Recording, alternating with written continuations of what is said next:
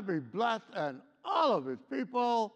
And everybody said, amen. God bless all of you. So glad to see you each and every Sunday. But this is a special Sunday because this is what? Resurrection morning. Amen. We celebrate the death, the burial, and the resurrection of our Lord and Savior Jesus Christ. He conquered the grave being what? Death, the last enemy. And because he rose from the dead, it guarantees that you and I will raise from the dead also. He is the first to be raised from the dead. And because he rose, he paved the way for you and for me. Amen. Praise God for all of you. So happy to see you on the resurrection morning. And then, as usual, we're going to have a very, very exciting, very, very challenging lesson on today. But before we do that, we want to first thank Pastor Turner, all of those instrumental in bringing forth this Easter lesson, the resurrection of our Lord and Savior Jesus Christ. And then we're going to also look at what? The first human beings that witnessed the resurrection. Amen? The first human being to witness the resurrection of our Lord and Savior Jesus Christ. Then we want to thank Pastor Turner, all of the staff, everybody instrumental here, as well as thanking you for your presence here on today and your blessing and your prayers as well. We're praying for you. Amen. And we're praying for all of those that you invited to listen to us on this resurrection morning. And I always tell you, if you enjoy the combined class, invite somebody else to visit us on Sunday morning. Amen. God bless. Having said that, let's have a word of prayer, and we'll come back to a very, very exciting, very, very challenging lesson on today. Heavenly Father, we love you, we praise you, we adore you. And Lord, we love you every Sunday, and especially on this Sunday, Lord, because nobody took your life. You gave up your life. You said, nobody take my life. I laid my life down for the sins of what? Past, present, as well as future. And Lord, we love you, and we love you more because you sacrificed, the greatest sacrifice of all. You sacrificed your life so that instead of us dying, Lord, you died in our place. Help us to celebrate you in a special way on this resurrection morning. In Jesus' name, amen. Now, as we take a look at this lesson here, we know we're in the book of Mark. Amen? And not only is this lesson in the book of Mark, it's in Mark, Matthew, Luke, as well as what? The book of John, chapter 20, in the book of John, and then Matthew, chapter 28, and then Luke, chapter 24. And so God put it in what? More than one book, so that we'd have the opportunity to look at it and learn it and look at it from different what? Perspectives. Each time we have a different writer.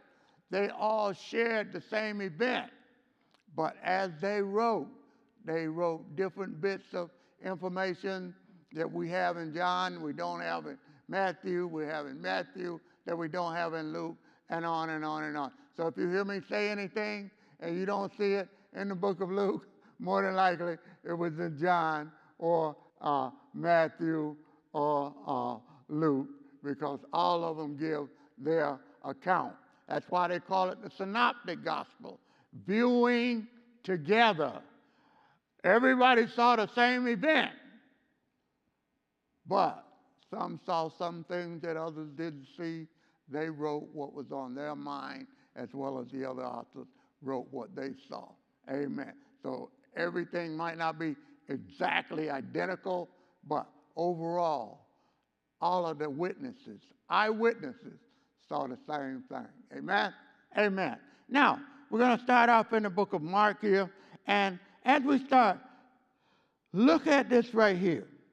And when the Sabbath was past. Now, we're talking about the Sabbath day here. This was actually Saturday. Now, the Sabbath was over at what time? Roughly about 6 p.m. on Saturday. And from that point forward, it was really what? Sunday, from 6 o'clock Saturday evening, 6 p.m. Saturday evening, that was considered the first day of the week. And we're going to see that in our lesson here on today. Now, the thing of it is, look at these women. All of them are women named. Magdalene, Mary, the mother of James, and Salome had bought spices that they might what? That they might come and anoint his body. Jesus had been crucified. They saw where Jesus was laid. Amen. Because they had to put him in a borrowed tomb in haste on Friday night. Hello? After that Friday, and now it was Saturday, they had bought some spices probably Saturday after 6 p.m. and they couldn't do it Sunday because, Saturday in the daytime because that was the Sabbath. And now it's after 6 p.m. and now they complete doing what they wanted to do on Friday. Amen. And they completed that. Were they dedicated? Were they loyal? Did they say, oh my goodness, he's dead now. No sense in even worry about completing the task that we... No, they didn't do that. That's loyalty and dedication, completing your task, whatever it is. Was this a prominent time to be associated with Jesus, even though he was dead? No. The Romans had took his life, and anybody that was associated with Jesus, was in trouble. Amen. That was the climate that we're looking at right now. And here it is. These were what? 3 women. Hello? Did they have credibility in a courtroom? Were their testimonies valid? No. Women were sort of like second-class citizens back during biblical times. And what? Men were what? In the forefront. As far as Judaism is concerned, the testimony of a woman in a legal matter or anything, it didn't even apply. They were considered as what? Not the mainstream of the society. And their testimony was considered invalid, not even valid at all. Amen. But look, 3 of them, loyalty, dedication here, and what? Completed their task, even in adverse circumstances and situations. Amen. Now, it goes on here, they were what? Eyewitnesses. Hello? Jesus had been crucified. Hello? And Judas had went out and what? Hanged himself. Hello? And not only that, Peter had did what? Denied him. Hello? And all of the rest of the disciples had what? Scattered. Hello? These 3 brave women. And when I call them brave women, that's what I mean. They were brave. Hello? Hello? Hello? And they were by themselves. And it was only what? 3 of them. Amen. So don't discount their loyalty just because they're women and because of the way society felt about them back in what?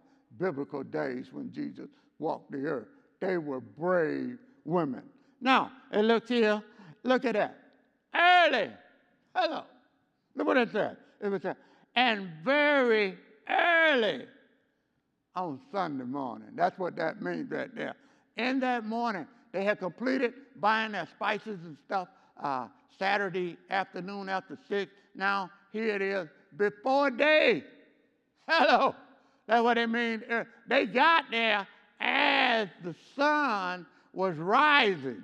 Hello. So that means They had to leave home when it was dark. Understand me? That's loyalty. That's dedication. That's love. And that's showing it not in the best times and situations. Amen. They were for real. They were genuine. They wasn't a phony. They wasn't a fake. Amen.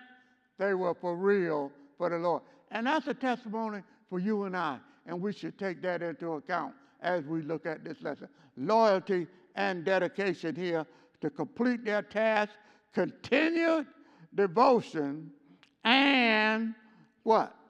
Going to minister to somebody that was what? Already dead. Hello? Hello? Already dead. Nothing you could do. They didn't just slough off and decide, we're not going to do it. They did it anyway. Loyalty. A lesson for you and me. Amen. Now, these were eyewitnesses here. They had seen Jesus. Verse 15, chapter 15, 48, they had seen him die at the cross. They all had seen where they laid him, his burial as well. And they were there here. And then it says the first day of the week, they came to the sepulcher at the rising of the sun early, even when it was dark. Can I tell you, every day not going to be howdy. And every day. Some days are going to be dark days. You're going to have some difficult times, some stressful times, some hard times, some difficulties. Amen. Some heartache, some sorrow, and some pain. Look, this was a difficult moment. They had just seen Jesus crucified. Everything went howdy with them right now. Hello. It was a dark day and a dark time for them. And that tells you and I, in this life, there are going to be some dark days and some dark times in your life. No matter who you are, and it doesn't even matter if you know Jesus or not. Hello. In their difficult moments, in their dark moments, hello, they arose to the task. That's a message for you and me. In the difficult times of life, in the dark times of life, make sure you stay loyal and dedicated to God. Anybody can do it when everything is going howdy, and everything is just lovely. Anybody can do it. But not everybody stay the course when the going gets tough. Hello. That's for you and me today. It moves on. And look what it says here. In the difficult moments of life, stick with it. Hello. In the dark time, keep your loyalty and your dedication. And look here. Look what's on their mind. And they said among themselves, who shall roll away the stone from the door of the sepulcher for us? And that was the implication here. Now, look. Sometimes we worry about things we can't control. Sometimes we worry about our health. Hello? Sometimes we worry about our finances. We worry about our personal family, our relationship. We worry about job security. We worry about visiting the raising cost of living, instability in the government. Hello, raising cost of living. We worry about wars. We worry about corruption. We worry about what? A whole lot of things. But guess what? Most of the times, the time that we spend worrying about things, they don't even happen. Don't even happen at all. Hello? And they were worrying about something. One songwriter said like this, why are you trying to figure it out? God done already worked it out. God already worked it out, amen. We're going to see in the next few verses what they were worried about. Guess what? God already took care of it. Already took care of it, amen. We're going to see that. But when we look at that, we got to remember this. Yeah, there's going to be dark days. There's going to be difficult moments. Hello? It's going to happen. But look, remember what the scripture said. Cast your cares upon the Lord, because he careth for you. Hello. And sometimes we tell everybody else our difficulties and our hardships and our problems, and we never stop to tell Jesus and call God about it. And the scripture urges you, whatever your problems, whatever your difficulties, cast your cares upon the Lord, because he cares for you. And too many times we overlook that scripture. Hello. Don't overlook that scripture. Cast it on the Lord. And I'll guarantee you one thing. Even if he doesn't change it right then, guess what? You'll feel better after you get done talking to him about it. And I'm telling you what I do, what I experience. He may not come when you want him, but he's never late. He's always on time. Amen. You done heard it before. I know you have, but don't forget that. Don't forget to cast your cares upon the Lord. He cares for you. Am I right about it? And he can do for you what you cannot do for yourself. Don't forget that. Don't forget that. In this text, you could not have died for your own sins. The one that paid your sin debt had to be what? Sinless. Jesus was the only one that qualified. He is the only one that could have sacrificed his life in your stead and in my stead. That's why you always ought to praise him. You always ought to what? Be willing to be loyal and dedicated to him. And what? Cast your cares upon him when you're going through dark times. Amen. Amen. Please remember that. Please remember that. It says here what they were worried about didn't even happen. Look at that verse 4. Look at that verse 4. And when they looked, that means when they approached the grave site. Amen. And they saw that the stone was what? Already rolled away. Amen. Didn't I tell you he could do things that you could not do for yourself? Now, this stone was a large stone in a circular shape, and it would roll down the ramp and go right across the doorway. Rock, not rocks, a solid one-piece rock, weighed thousands of pounds. But is anything impossible with God? No. Nothing is impossible with him. He already took, and look who he got to roll the stone away. How many times have you heard this? The stone wasn't rolled away to let Jesus out. The stone was rolled away to let what? The witnesses come in to confirm the fact that Jesus was what? He wasn't dead. And look at this.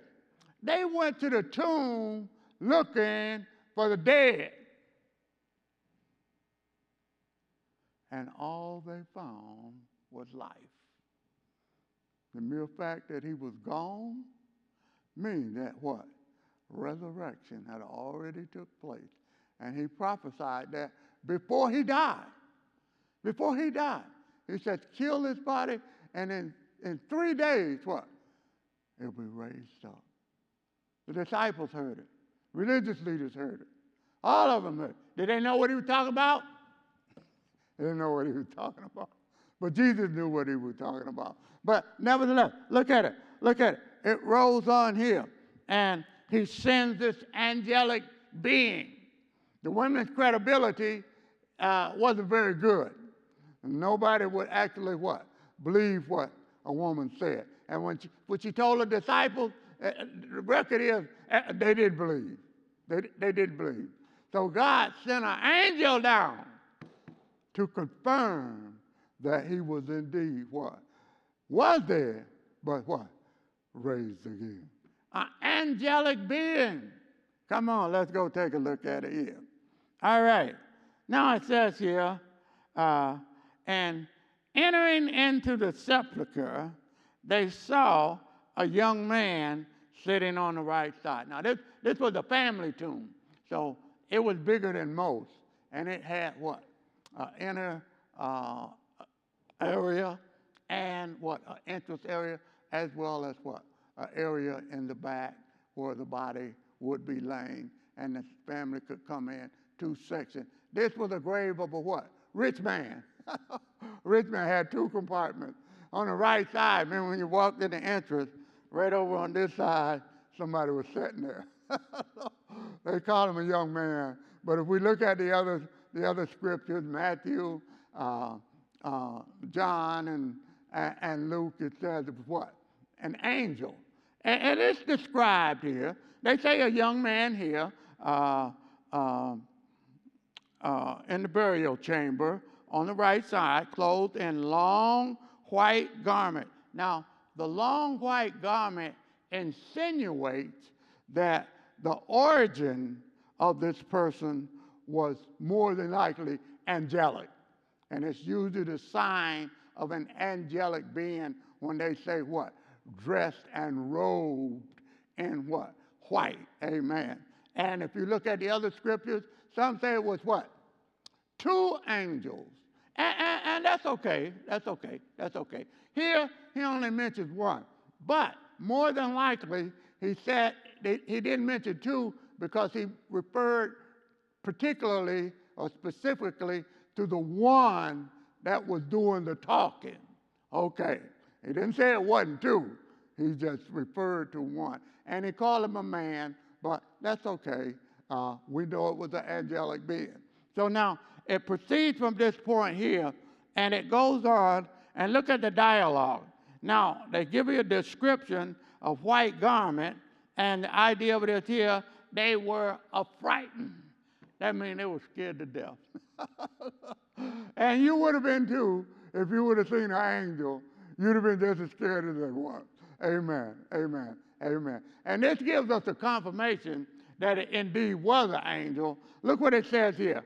And he said unto them, be not affrighted. I mean, don't be scared. Don't be scared. He wasn't a regular human being. That's why he told them not to be afraid.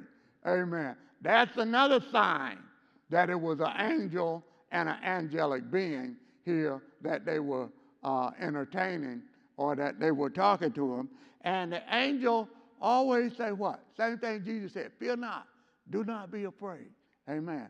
That's what the angel told him here. And those were words of reassurances, and it was a standard feature for a manifestation of an angelic being.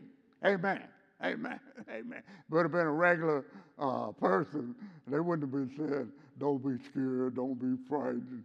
They wouldn't have been frightened of another human being. But here, it was an angelic being. And they give 3 different confirmations. We already talked about 2 of them. And look what it is.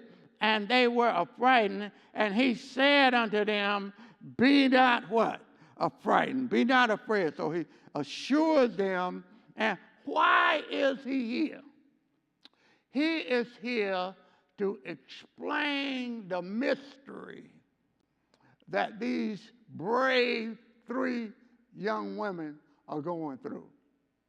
A mystery has occurred. Jesus has been killed. He has been what? Crucified. He has been laid in a tomb. They are here to view the body, but the body is what? Is not here. So the angel is going to explain the mystery of what they're going through. They're not only frightened now, they're confused. They don't know what to believe now. Hello. They were already in a state of shock. Hello. This even makes the situation worse. So now look what the angel said. The angel is the one that's doing the confirmation that Jesus has what? Risen. Look how he says it now. Look how he says it now. And he said unto them, don't be afraid. He said, I know who you're looking for. So the first thing, he identifies Jesus. He calls him by name. He says, you seek Jesus of Nazareth. He could have just said, you seek Jesus. But he said, no, you seek Jesus of Nazareth. He doesn't give them a chance to do any talking. They don't know anything. They're scared to death. So he explains the mystery. And then not only does he identify him, he says, the same one that you saw get crucified. And note, this crucified here is what? Past tense. Hello. He was crucified, but he's alive now. That's what he's going to tell them. He was crucified. And look, do you know there are people today that think Jesus is still dead, when indeed Jesus is alive, seated at the right hand of the Father. Hello, hello. I want you to think about that now. I think about that. It has two different meanings. One, Jesus rose from the dead. And number two, he promised us that what? We would do what? Raised from the dead the same way. He was first born from the dead and paved the way for every one of us to be what? Resurrected from dead by the power of God. Hopefully we get a chance to look at that. That's why I'm going a little bit fast, because I want to cover Thessalonians chapter 4, verse 16, 17, if I get time. That's why I'm in here. Okay, past tense, was crucified, and it says, he is risen. Hello. Now, he's emphatic. He mentioned the same person three times. He told him who he was. And then he told him he is risen. Now he tells them he's not here. He wanted them to know that the same one that was crucified, the same one that was Jesus of Nazareth, he is the same one that has what? Risen from the dead. Same person. Same. And this was in what they call the passive voice in the Greek here, which means that this was a divine act of God that caused Jesus to be resurrected from the dead. Hello? Hello. It was an act of God himself. You couldn't explain it any other way except that what? It was the power of God. Said that all through the Bible. The Apostle Paul said it. I don't know the power of God unto what? Salvation. Amen. That raised him from the dead. And you and I are going to be what? Raised by that same identical power, because Jesus died and he rose again. He didn't stay dead. He was dead. But now I am what? Alive when? Forevermore. And that's the same thing that you and I got waiting on us, to raise from the dead and be alive forevermore and spend eternity with God. Hello. It's in the Bible. It's in the Bible. Look at that. Crucified. He is risen. He's not here. And look, he gives them an opportunity to view where he was laying. Now, they were eyewitnesses to where his body was laid. And that's in chapter 15, verse 47. They saw where the body was laid. He said, come and look. He wanted them to know Jesus indeed was alive. Didn't I tell you they came to the tomb looking for dead or death? And what? They found life. Jesus had risen and what? Had gone. Amen. He wasn't there anymore. That's the same thing that's going to happen to you and I. We're going to die. We may have to go through die, but God is going to raise us. Now, the video staff. Now, I'm just want to stop in here parenthetically. I'm looking at this clock here because I got some more to go in this lesson. But look, well, the video. Give me 1 Corinthians 4:16. Look what it says there now. We're talking about the resurrection here.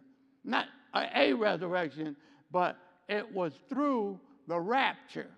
Now, I experience people talking and listening to them. And you go to talk to them about a rapture, first thing they say, the word rapture, it ain't even in the Bible.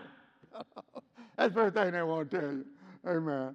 Well, you got to understand, rapture is the English word. But look at this. We're just going to cover this. While we're talking about the grave, while we're talking about death, while we're talking about being raised up, always don't forget the rapture. For the Lord himself will come down from heaven. Hello, take that for real. With a commanding shout, with the voice, at the voice of an archangel, and with the trumpet call of God. Amen.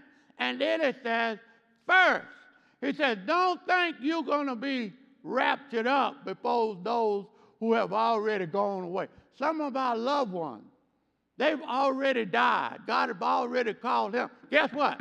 They're going to beat you to Jesus. They're going to be raised up before you do, if you're fortunate enough to stay alive until Jesus comes or till the rapture comes. That's what's in sight, the rapture. The believer who has died will raise from, what is that word? It says grave. He's talking about dead folks. Hello. Look what the next verse says. 17. Then, after the dead have been raptured up, and that's where we're going, together with them, we who are still alive and remain on the earth will be what? Two words there. Caught up. That is the Hebrew Greek word that stands for the English word rapture. And it says, and remain on the earth will be raptured up in the clouds to meet the Lord in the air. Now, that is the rapture. Hello. That rapture occurs prior to the tribulation and the great tribulation. It's all through the New Testament. It says, one will be on the rooftop, two will be on the rooftop, one will be gone. They're talking about the rapture. Two will be in the field, and one will be gone. They're talking about the rapture. Please understand that. And look, if you don't have to go through the tribulation, and even worse than that, the great tribulation, you ought to praise God for him raising from the dead. And what? God's going to rapture all of his children out of here before all the tribulation and the great tribulation take place. Now, what am I telling you? I'm telling you what God loves. I'm telling you the truth. Hello? Hello? Hello? Hello? Please understand that. Now, that's why we have no other better time to talk about resurrection and being raptured up and going to heaven. And the last verse, we didn't even have that. But in that 16, 17, verse 18, you know what it says?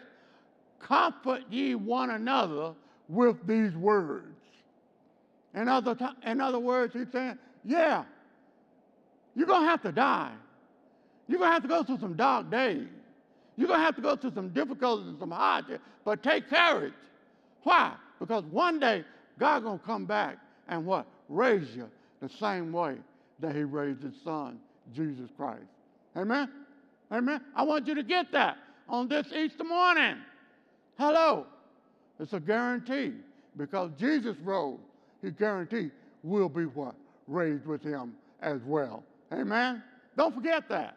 Amen? Now, I tried to incorporate about 2 or 3 lessons into one lesson, so I know I might be going a little fast, but hello, I wanted you to get that on this Easter morning. Amen. Be encouraged. They went to the tomb looking for the dead. All they found was life. And one day, we might have to die. But no need to come to my gravesite and look for me, because I won't be there. Hello, my bones might be there.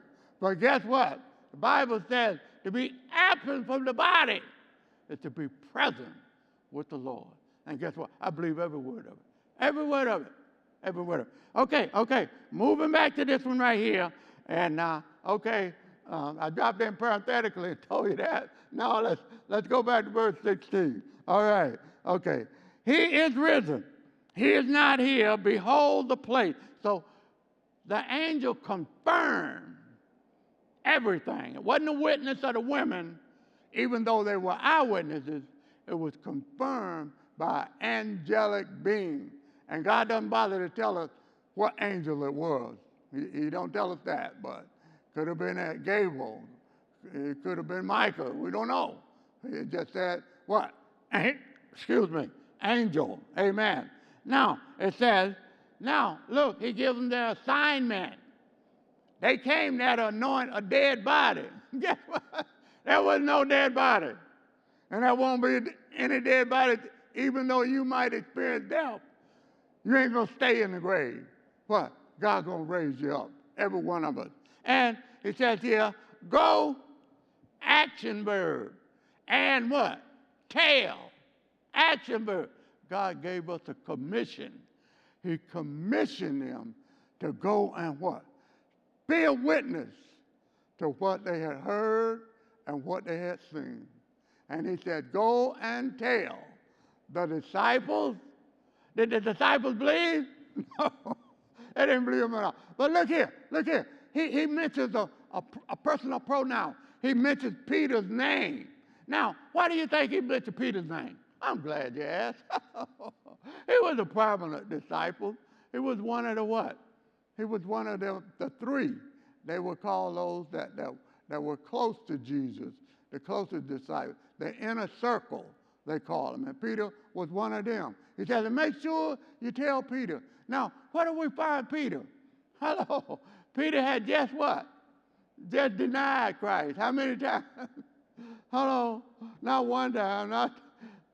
Hello. And Peter thought he was strong spiritually.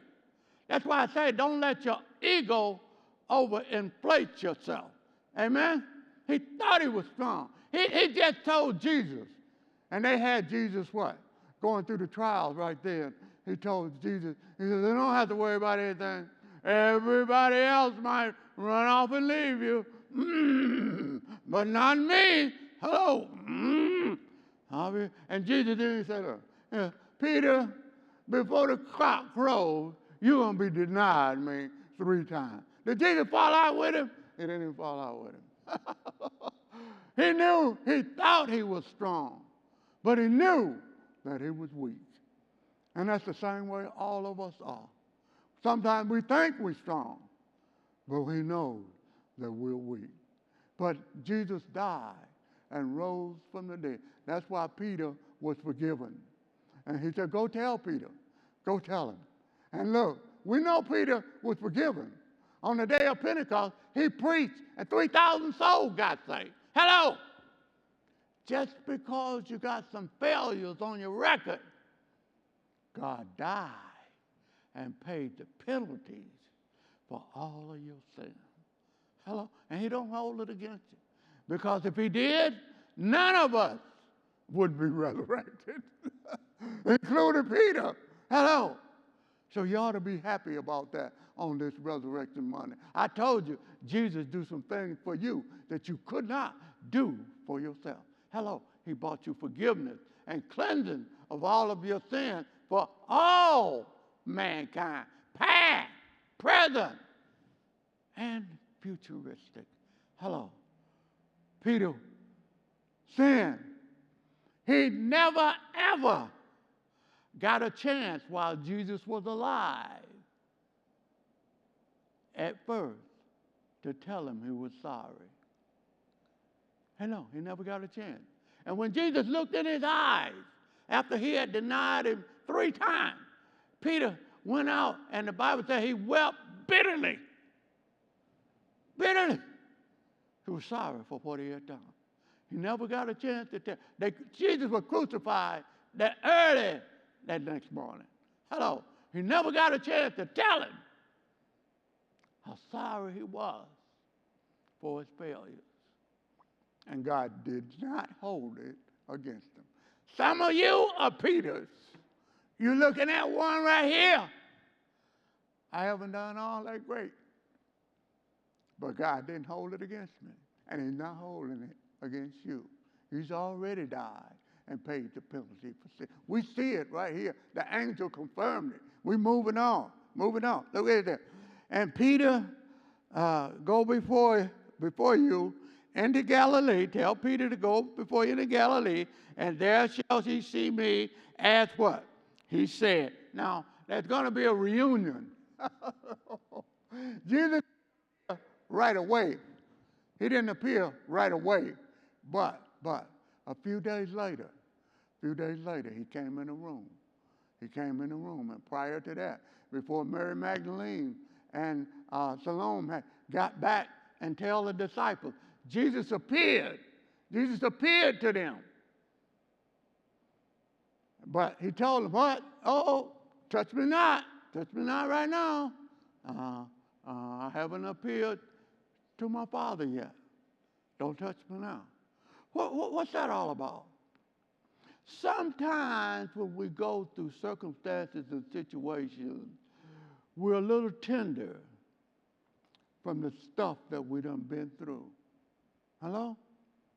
And Jesus had just been stabbed in his thigh with a sword, the nail prints in his hand and his feet. He said, don't touch me right now. Not right now. Because he was healing from his wounds. Hello? And sometimes you're going to run into some of your brothers and your sisters, and you're not going to be able to communicate with them right then because they have been going through some hurtful situations. Amen? But just give them a few days. Hello? And the Lord will restore them, just like he restored Jesus. Sometimes we are weak. Hello? But when he came to the room, a few days later, what did he do? Thomas, come here. Put your hand in my side. Feel my hand. Feel where the nail prints. Look at my feet. Hello. Now, he had ascended to the Father and he was ready. Hello. He was completely healed from his hurts and his sorrow. And why did I tell you that? Sometimes you're going to feel hurt and sorrowful too. But hello, it's not over. Jesus don't write you off just because you failed one time.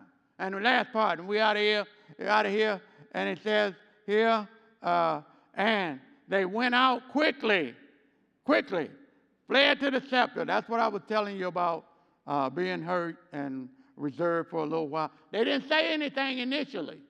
They were traumatized, struck out of their senses. They were confused. They didn't know what. It was just overwhelming for them. They were amazed. And look what it says here, and they trembled fearfully, and what? Amazed, struck out of their senses. Neither said they anything to what? Any man, for they was what? They were afraid. Now you're going to run into those moments sometimes. Don't go to writing folks off just because they don't speak to you sometimes. You never know what they're going through. You never know what they've been through. Amen. So don't be too quick to write folks off and take out your little black book and check them off. Hello. They may be going through something. Hello. Please understand that. Now, we already talked about a lot of other things here, and I put a lot on you, so just know that I praise God for you. I hope you enjoyed the lesson. Amen. I enjoyed teaching it, and I hope on this resurrection morning it will what? It will heal your heart and encourage your heart, the words of God. Heavenly Father, we love you. We praise you. Thank you for surrendering your life. You didn't have any sins. You died for our sins. Hello. And we praise you, and we thank you, and we lift up your holy name. In Jesus' name.